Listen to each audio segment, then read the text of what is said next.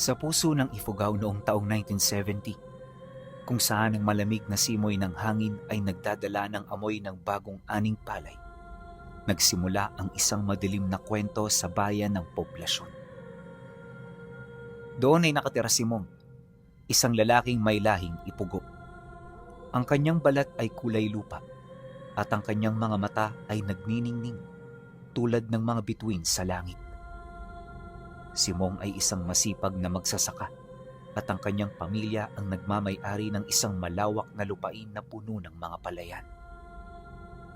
Ngunit sa likod ng kanyang kasipagan, may nakatagong lihim, isang sumpa na nagmumula sa kanyang mga ninuno. Ang pamilya ni Mong ay kilala sa kanilang mahusay na pag-aalaga sa palay. Ang bawat butil ng palay na kanilang itinatanim ay tila pinagpala ng Panginoon. Ngunit ang tagumpay ng pamilya ni Mong ay hindi nagugustuhan ng lahat. Merong mga nagnanais na pabagsakin ang kanilang pamilya. Mga nilalang na nagtatago sa kadiliman ng gabi. Ang mga aswang at mambabarang ay kilalang mga nilalang na nagnanais sirain ang bawat kagalakan at pag-asa ng tao. Kinaiinggitan nila ito dahil ang mga ganoong simpleng bagay ay kailanmay hindi nila malalasap dulot ng matinding paghahangad at walang kakontentuhan sa sarili. Minuminutong gutom sa kapangyarihan ang mga nilalang, kaya ang simpleng pag-unlad ay hindi nila nakikitaan ng halaga. At dahil sa kakontentuhan ng mga tao sa mga tagumpay na meron sila, kung kaya't iniisip ng mga ito na sila ang nasa mababang uri. Bagay na naging daan upang sumiklab ang walang kamatayang poot at galit laban sa mga ordinaryong tao na wala namang kaalam-alam. Isang gabi, habang si Mong ay nagpapahinga, bigla siyang nakarinig ng isang kakaibang tunog. Tila may kumakaluskos sa pintuan. Animoy isa itong aso na naghahanap ng madaraanan. Dala ng gulat, kinuha niya ang sundang sa gilid ng pinto habang patuloy na pinakikiramdaman ng naririnig niyang kaluskos. "Sino yan?" Ngunit walang sumagot. Sa halip, ang tunog ay nagpatuloy. Bagaman natatakot, naglakas loob siyang buksan ang pinto at doon niya nakita ang isang malaking aso na umaangil na parang galit na galit. Pagpang-abot ng kanilang tingin, sinubukan siya nitong tigalpuhin at sunggaban. Pero pagsugod nito, isang kakaibang harang ang pumigil dito sa pagitan ng mga pinto. Labis itong ikinagulat ng nilalang, kaya napilitan itong kumaripas ng takbo papalayo. Nang mawala na ito sa kanyang paningin, nanginginig siyang isinara ang pintuan ng bahay. Kaagad din niyang nabitawan ang hawak niyang sundang, dulot ng mabilis na pagkawala ng lakas ng kanyang katawan. Ilang minuto pa ang lumipas, ginising niya ang asawa niya. At doon, inilahad niya ang mga nakita niya.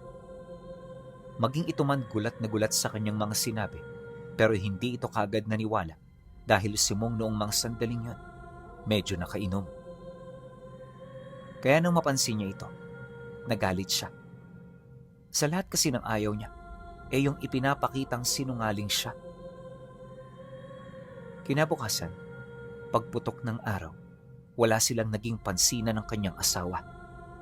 Si Mong ay maaga pang pumunta sa kanyang lupa para magtrabaho at maghanda. Malapit na ang kapasan ng kanyang mga pananim, kaya masusi niya na itong binabantayan para hindi ito basta-basta mapeste ng mga maya at iba pang mga insektong kumakain ng palay. Hindi naman mahirap ang pagpapanatili ng kanyang lupa, lalo't may mga kababaryo rin siyang tumutulong sa kanya. Ang mga ito ang naging kahati niya tuwing sumasapit ang kapasan. Ngunit ang araw na yon ay hindi naging normal. Pagdating niya pa lang kasi sa palayan, napapansin niya na malaking parte nito ay natutuyo na. Yung mga palay doon, halos malanta at manilaw na dahil sa kawalan ng tubig. Kaya naman nang mapansin niya ang mga pangyayari, kaagad siyang lumapit sa irigasyon para buksan ang daluyan ng tubig. Unang beses itong mangyari sa lupa ni Mong Pinuno at ni minsan hindi siya umaasang mangyayari ito kahit panahon pa ng tagtuyot. Ilang metro lang kasi ang layo ng palayan sa irigasyon na kung saan hindi yun nauubusan ng tubig. At para sa kanya, napaka-imposible nitong mangyari. Pagkaraan ng ilang minuto, habang abala siya sa kanyang mga ginagawa, dumating ang mga katuwang niya. Mong, magandang umaga. Pasensya ka na't medyo nahuli kami. Bungad nung isa sa mga kababaryo niyang malapit sa kanya. Ayos lang, Dante. Bilisan niyo na dyan at marami tayong gagawin ngayon. Nang marinig nito ang kanyang sinabi, napangangan na lamang ito nang makita nito ang lupa nilang halos tuyong-tuyo na. Kalahati ng porsyento na sana'y aanihin nila ang naapektuhan, kaya yung mga kasama niya hindi maiwasang manlumo at manghinayang. Dala ng pag-aalala, kagad naman itong kumilos. Ilang oras nilang sinabuyan ng tubig ang buong paligid, ngunit wala pa rin itong pinagbago. Ang mga palay ay tuyo na at kailanmay hindi na ito maisasalba pa. Kinahapunan, matapos nilang gawin ang lahat, napaupo sila sa tabi ng sakahan habang nag-iisip ng malalim. Paano ba yan, mga kasama? Mukhang hindi magiging maganda ang panahon ng pag-aani para sa atin. Ganyan talaga. Hindi sa lahat ng oras, palagi tayong panalo. Minsan para matuto, kailangan din nating makalasap ng pagkatalo. Ito na lamang ang nabitawan ni Mo para mapalakas ang kanilang mga loob kahit papaano. Alam niya na hindi siya maaaring maapektuhan ng mga pangyayari dahil magdudulot ito ng matinding dagok sa buhay niya. At ang mga ganoong problema, ayaw niyang makaapekto sa kanilang pamilya. Ika nga niya, hindi dumarating ang isang pagsubok kung hindi mo ito kaya. Lahat ng pagsubok ay may kaakibat na dahilan at kakayahan para ito ay malabanan. Sa pagdaan ng mga araw, halos ilang sako na lamang ng palay ang kanilang inaasahan na malikom. Yung iba sa mga tao niya, naghanap na ng lupang masasakahan para magkaroon ng karagdagang kita na sasapat sa kanilang pamilya sa loob ng ilang buwan. Di naman niya yun pinigilan dahil alam niya na kagaya niya, meron din itong mga pangangailangan. At sa halip na magalit, inunawa niya ito at pinakitaan ng maganda. Paunti-unti, nang mapagtanto ito ng kanyang mga kasama, nagdesisyon ng mga ito na ibigay na lamang sa kanya ang kabuuang kita. Hindi na rin ito bumisita sa lupa dahil may mga pinapasukan na itong trabaho. Pero kahit nag-iisa, ipinagpatuloy niya ang kanyang mga ginagawa. Nang malaman naman ito ng pamilya niya, nagdesisyon ng mga ito na tumulong sa kanya. Ngunit ang hindi niya alam na dahil sa pagtulong ng mga ito, mangyayari ang mga bagay na hindi niya sukat akalain. 2 araw bago sumapit ang kapasan, naging paspasa na ang trabaho sa bukid. Habang tinataboy nila ang mga ibon, ang kanilang mga anak ay naiwan sa kubo kung saan sila madalas nagpapahinga. Sa kabuuan, 4 na ektarya ang pagmamay-ari nilang lupa. Kaya kapag narating mo ang dulo nito, hindi mo halos makita ang kubo, lalo na kapag matataas na ang binhi ng palay. Kampante naman siyang iwan ng mga ito sa lugar na yon, lalo pat ligtas naman doon. Unang-una, wala roong mga ahas, walang mga ligaw na hayop na napapadpad, at higit sa lahat, nakabarikada ito para sa mga tao na ayaw nila roong makapasok. Malawak at patag din ang lugar na pwedeng paglaruan ng kanyang mga anak. Di rin niya pinalayo rito ang kanyang asawa para naman kahit papaano mapansin nito ang mga anak nila. Ngunit pagdating niya sa dulong bahagi ng lupa, habang itinataboy niya ang mga maya, narinig niyang sumigaw ng malakas ang asawa niya. Paulit-ulit nitong tinatawag ang kanyang pangalan, indikasyon na may nangyayaring hindi inaasahan. Dala ng pagkagulat, mabilis siyang tumakbo pabalik. At pagdating niya rito, Nakita niya ang kanyang asawa na umiiyak. Pilit nitong tinuturo ang parte ng lupa nila kung saan punong-puno ng talahib. Noong una, hindi ito makapagsalita ng diretsyo. Pero nung magalit na siya, dito na ito parang bumalik sa kanyang katinuan. Pagsigaw nito na dinukot ang bata, dali-dali niya itong pinapasok. Bitbit ang kanyang sundang. Wala siyang naramdamang kahit na anong takot. At ang tanging nasa isip lang niya noon, mailigtas ang kanyang anak sa anumang paraan. Pagpasok niya sa talahib, dito niya narinig ang iyak nito. Kaagad niya itong sinundan hanggang sa makarating siya sa parte na makahoy.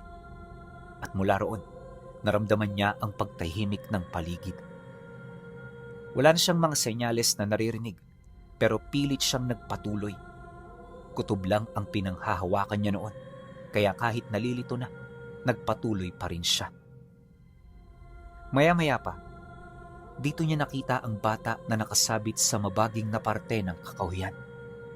Hindi niya mawari kung bakit ito iniwan ng nilalang, pero di niya yun pinagtuunan ng atensyon. Kagad niya itong kinuha mula roon, sabay dali-daling tinahak ang daan pabalik. At nang makarating na sila ng kubo, doon pa lamang niya ito siniyasat. Wala naman siyang napansing kakaiba sa anak niya, maliban sa mga tinamo nitong galos. Maya't mayari niya itong tinatanong, pero dala ng takot nito kung kaya't hindi ito kaagad nakapagsalita. Kaya naman kahit naguguluhan, pilit niya itong inintindi. At dahil sa nangyari, di na sila nagtagal sa palayan. Mahirap na, baka bumalik pa ang mandurukot. Pag-uwi nila ng bahay, doon pa lamang sila nakapag-usap ng masinsinan. Yung anak niya nagsimula na ring magsalita, kaya kahit papaano, napanatag na rin ang kanyang loob. At sa kanilang pag-uusap, dito niya nalaman ang isang nakakaalarmang katotohanan. Ayon sa bata, isang matangkad na lalaki ang bigla na lamang humilas sa kanya noong naglalaro sila. Malakas ito, kaya kahit nagpumiglas siya, hindi siya roon nakawala. At nung tinitingnan niya ang taong yan, may napansin siyang kakaiba. Wala itong ulo pinuno, tapos yung balat nito maraming sugat na inuuod. Kakaiba rin ang amoy nito na may hahalin tulad sa isang taong matagal nang namatay. At sa pagpapatuloy ng pagtakbo nito, kakaibang paghuni ang paulit-ulit nitong ginagawa. Sinubukan niya itong kausapin pero parang hindi siya nito naririnig. Sinuwerte lang din ang anak niya dahil nung papalayo na sila, nakakapit ito sa baging ng makabuhay. Yon ang naging daan para mapilitan ng nilalang na siya ay bitawan. Pagkatapos, lumundag ito sa parte kung saan may bangin na hindi kalaliman. At magmula noon, ang nilalang ay hindi na nakita ng kanyang anak. Nang marinig ito ni Mong, napakahirap para sa parte niya na tanggapin ang ganoong pangyayari. Hindi niya kasi sukat akalain na may ganoong uri ng nilalang sa lugar nila. At ang hindi niya pa maisip, bakit ngayon lang to nagparamdam? Sa tinagal-tagal na nila sa lugar na yon, ni minsan hindi niya naranasan ang presensya nito. Kaya naman dala ng kuryosidad, sinimulan niya itong hanapin sa sarili niyang lupa. Kinabukasan, nang wala na siya gaanong trabaho, sinimulan niya ang paglilibot. Bitbit ang mahabang talibong, buong tapang niyang pinasok ang kakahuyang nasa likuran ng kubo. Ilang oras siyang nagtagal sa paghahanap, pero wala siyang nakita. Subalit nang tumungtong ang hapon, may narating siyang lugar na bagong-bago sa kanya. Sa lugar na yon pinuno, mamasa-masa ang lupa. Natatakpan ito ng maraming sanga, kaya ang liwanag ng araw ay hindi doon gaanong nakakatagos. Kakaiba rin ang amoy sa lugar, na animoy may nabubulok na hayop. Dala ng kuryosidad, nagpatuloy siya sa paghahanap hanggang sa dito niya makita ang lilim ng isang puno kung saan may mga damit na nagkalat. At hindi kalayuan dito, nakita niya ang isang lalaking nakahandusay, pilit na itinataas ang kaliwa nitong kamay. Hindi niya gaanong nasipat ang kalagayan ng lalaki, dahil limitado lang noon ang abot ng kanyang paningin. Pero paglapit niya, dito niya nakita ang kalahating katawan nito na inuuod na. Hindi na rin maganda ang lagay nito, na parabang malapit na itong mamatay. Dala ng pagkagulat at kuryosidad, kagad niyang hinugot ang kanyang talibong habang takot na takot itong tinatanong. Sino ka? Ba't ka nandirito? Pero nang marinig ito ng nilalang, umungo lang ito na parabang yon ang paraan niya para magmakaawa. Sinubukan din itong tumayo pero sa kasamaang palad masyado nang matindi ang tinamong pinsala ng mga binti niya. Kaya naman imbis na tumayo, nagpumilit itong gumapang papalapit. Ngunit dahil sa hindi niya alam kung ano ang nangyayari, hindi niya ito pinahintulutan. Nang makarating ang nilalang sa parte ng lupa na abot ng kanyang sandata, walang habas niya itong pinagtatataga sa ulo, hanggang sa bumaon sa putika ng mukha nito. Ngunit kahit hindi na ito gumagalaw, patuloy niya pa rin itong hinampalos ng kanyang talibong. Literal na hindi niya ito tinantanan hanggat nakikita niya pa yung gumagalaw. Maya-maya pa, pagbaba ng nararamdaman niyang tensyon, kagad siyang napaatras habang nanginginig sa sobrang takot. Ito ang unang beses na nakapatay siya, kaya hindi niya maipaliwanag yung kaba na nararamdaman niya. Kalaunan, iniwan niya ang walang buhay na katawan. Sa sobrang pagkataranta, halos hindi niya na mawari kung saan siya pupunta. Pag-uwi niya ng bahay, nakita siya ng asawa niyang tulalang naglalakad. Kagad siya nitong sinalubong dahil alam nito na may nangyaring hindi maganda.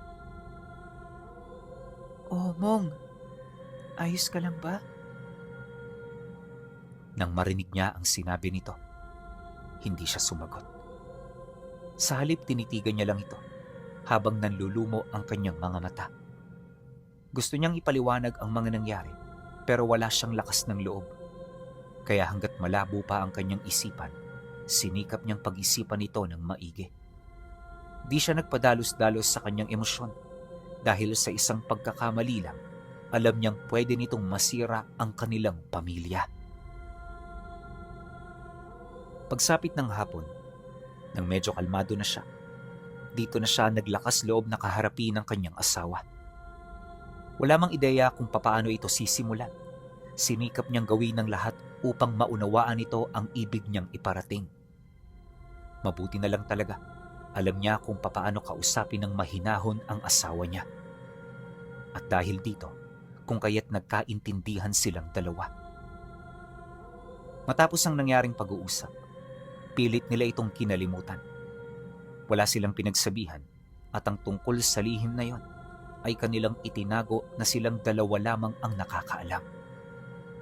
Suportado ito ng asawa niya Pinuno sa kadahilan ng alam nito na ang pinatay ni Mong ay taong minsang dumukot sa anak nila. Hindi rin ito maipagkakaila na sang-ayon ito sa ginawa ng asawa niya. Pero ang pangyayaring yan ay hindi doon nagtatapos.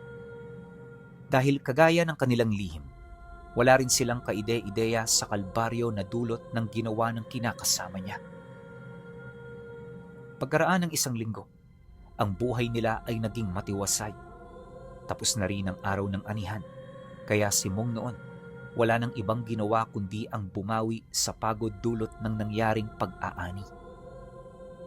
Sa loob ng 2 araw, nanatili siya sa kanila. Ang tanging ginawa niya, pagsasako at pagbibilad ng palay tuwing umaga. Kailangan niya itong patuyuin ng husto upang hindi mahirapan ng makina na ihiwalay ang butil sa mismong palay. Ngunit pagtungtong ng 3 araw, bandang 5:00 ng hapon, matapos niyang maisako ang lahat ng palay, may nakita siyang isang lalaking naglalakad sa loob ng kahon ng palay kung saan ang mga binhi ay kakatanim pa lamang. Walang habas nitong tinatakpan ng mga itinanim niya, kaya nainsulto siya. Kagad niya itong sinigawan at pinagmumura, ngunit sa kasamaang palad hindi ito nakinig. At imbis na sumunod, mas lalo lang nitong ipinagpatuloy ang kanyang mga ginagawa na parabang nang uudyok ng gulo. Sa sobrang galit noon ni Mong, kagad niyang kinuha ang kanyang talibong, sabay dali-daling lakad papalapit dito. Demonyo ka! Alam mo ba kung gaano kahirap ang magtanim at mangalap ng mga binhing yan? Sige, ituloy mo! Tingnan natin kung ano mangyayari sa'yo rito. Nang marinig ito ng lalaki, ngumisi lang ito habang nakatitig sa kanya. Hindi yun kumibo, na parabang nananadya talaga. Kaya naman nang makita ito ni Mong, kagad niya itong nilapitan. Pagtakbo niya papalapit dito, bigla siyang napahinto nang makita niyang naaagnas na ang katawan ng lalaki. Putol na rin ang mga daliri nito at nakausli na sa kanyang balat ang kanyang mga buto. May malaki rin itong tahi sa bungo at ang mukha nito ay halos hindi na makilala dahil sa malalalim na sugat na sariwang-sariwa pa. Maya-maya pa, nagsimulang magsalita ang nilalang gamit ang garugal nitong boses. Oh, ba't ka nagulat? Akala ko ba matapang ka?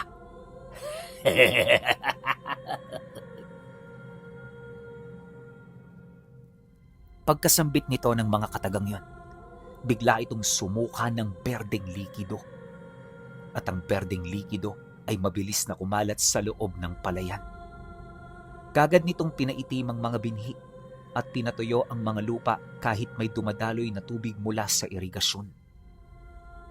Nang masipat ito ni Mong, alam niya kaagad sa kanyang sarili na hindi isang ordinaryong nilalang ang kanyang kaharap, kundi nilalang ito ng kadiliman. Kaya sa isang kisap mata, ang galit niya ay biglang napalitan ng matinding takot. Sinubukan niyang umatras pero yung paa niya parang hindi niya na maalis mula sa ilalim ng putik. At habang tumatagal, dahan-dahan na siyang nakakaramdam ng matinding panghihina. Pag-ungol ng nilalang, bigla niyang nabitawan ang kanyang talibong. Kagad siyang tumalikod at nagpumilit na umalis sa kahon ng palay pero huli na ang lahat. Masyado nang malalim ang pagkakabaon niya, kaya yung kilos niya labis na naapektuhan hanggang sa masunggaban na siya ng nilalang. Pagbagsak niya sa putikan, nagpang-abot silang dalawa. Ilang minuto rin niya itong pinigilan, pero habang tumatagal, nagagapi nito ang lakas niya hanggang sa bumaon sa kanyang balikat ang mga ngipin nitong nangingitim na. Hindi pa nakontento ang nilalang. Walang patid siya nitong pinagkakalmot at inundaya ng saksak sa may bandang tiyan. Sa harap ng hindi inaasahang kamatayan, nataong dumating ang mga katulong ni Mong sa kanyang lupa. Ang mga ito kaagad ang lumapit, dahilan para kumaripas ng takbo ang nilalang na umatake sa kanya. Paglundag nito sa kabilang bahagi ng irigasyon, kaagad itong naglaho sa dilim. Nawala ang bakas nito, kaya yung mga taong tumulong, hindi na rin yun nakita pa. Pagbalik nila sa kinaroroonan ni Mong, nadatnan nila itong nakahandusay habang punong-puno ng putik ang katawan na may halong dugo. Sinubukan siyang kausapin ng mga ito pero masyadong matindi ang pinsala na kanyang natamo. Hindi nagtagal, dala ng matinding pag-aalala, dali-dali siya nitong pinasan patungo sa baryo. Doon kagad siyang dinala sa bahay ng manggagamot para matulungan.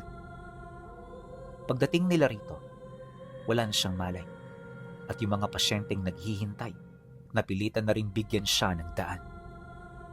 Nakita kasi ng mga ito na mas malala ang kanyang kalagayan, kaya hindi na ito nagpumilit na sila ang mauna. Pagsapit ng gabi, bandang 12:00, nagising si Mong. Nadatnan niya ang kanyang sarili sa loob ng isang kwarto na halos hindi din nalalayo sa kanilang silid. At sa kanyang kaliwa, naroon ang kanyang asawa na nagpapahinga. Mahimbing na itong natutulog, pero batid niya nagising pa rin ang diwa nito. Kalaunan, pumasok ang manggagamot. Yon ay si Tandang Bador, ang nag-iisang manggagamot sa kanilang lugar. Pagsilay nito sa kanya, nagising na. Kagad itong lumapit. Tahimik itong umupo sa kanyang tabi na para bang pinag-iisipan pa rin ito ang mga sasabihin nito. Hindi nagtagal.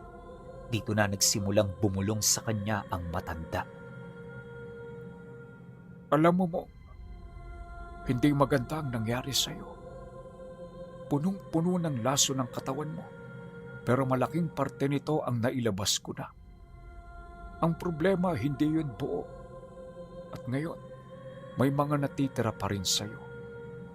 Unang beses akong nakakita ng ganon, kaya hindi ko alam kung ano ang nakalaban mo. May ideya ka ba kung ano ito? Nang marinig ito ni Mong, kahit nang hihina, naalala niya pa rin ang patungkol sa nilalang. Walang sabi-sabi, kagad niya itong inilahad sa matandang kausap niya. Hindi ho ako sigurado. Pero sa itsura ng nilalang, parang hindi na yun buhay. Parang matagal na yung pumanaw. Dahil sa kanyang sinabi, napaisip ng malalim ang matanda. At sa puntong yon, parang may ideya na ito sa nilalang na kinakaharap nila. Pagkaraan ng ilang minutong pag-uusap, kumuha ito ng libreta.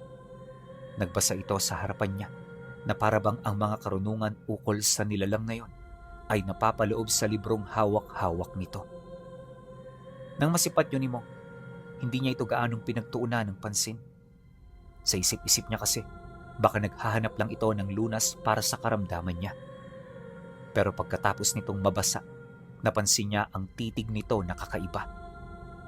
Hindi na yun normal, at ang mas nakakagulat, parang may gusto itong sabihin na hindi nito masabi-sabi. Mong, ang nakalaban mo'y aliping aswang.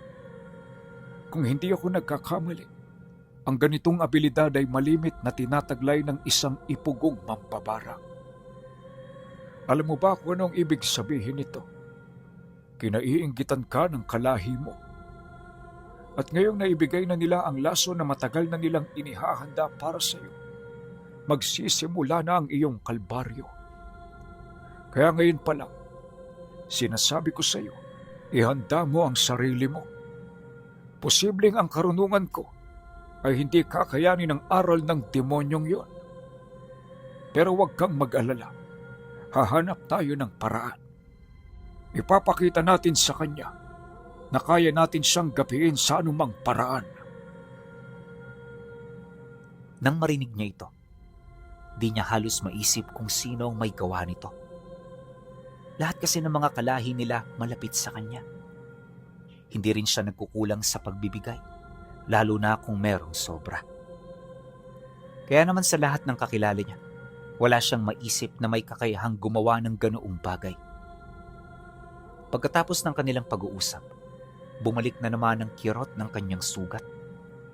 Napansin din niya ang mabilis na paglobo ng kanyang tiyan at ang tila bang panlalabo ng kanyang mga mata.